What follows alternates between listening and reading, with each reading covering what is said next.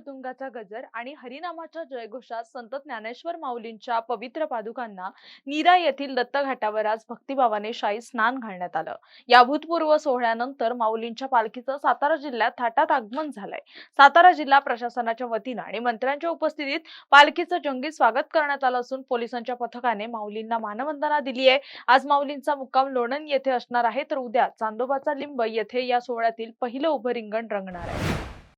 नीरा नदीमध्ये स्नान करून पादुका आता माऊलींच्या साताऱ्यात प्रवेश करून त्याचा आता पुढचा जो विसाव्याचा कार्यक्रम असेल तो करून पुढे जाणार आहे।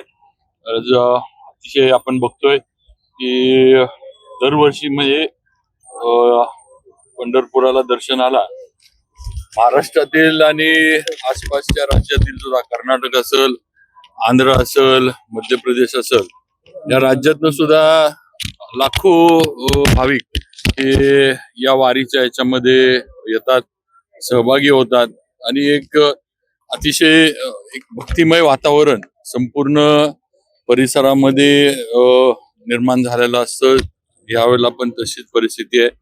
प्रशासनानं पण चोख सगळी जी काय लागणारी मदत आहे, बंदोबस्त आहे आणि आरोग्याची सेवा असेल, बाकीच्या सेवा असतील, ह्या सन्मान्य मुख्यमंत्री साहेब, उपमुख्यमंत्री आपले एकनाथ शिंदे साहेब, सुनेत्रा वहिनी, या सगळ्यांनी आणि जिल्ह्यातील पण आम्ही सर्व, मी असीन, जयकुमार गोरेभाऊ असतील, जे पालकमंत्री शंभूराजे आहेत, मकरंदाबा आहेत, जिल्हा परिषद आहे आपल्या, प्रियाताई असतील, भैया राजू भैया, सगळ्यांनी हा सगळा जो प्रवास आहे हा सुकर व्हावा।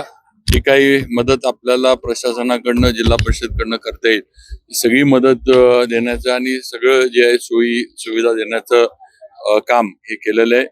आणि आताच माऊलींच्या पादुकांचं दर्शन या ठिकाणी घेण्यात आलं आणि सगळ्यांवरच आपल्यावर आशीर्वाद विठ्ठलाचा आहे, तो कायम राहावा।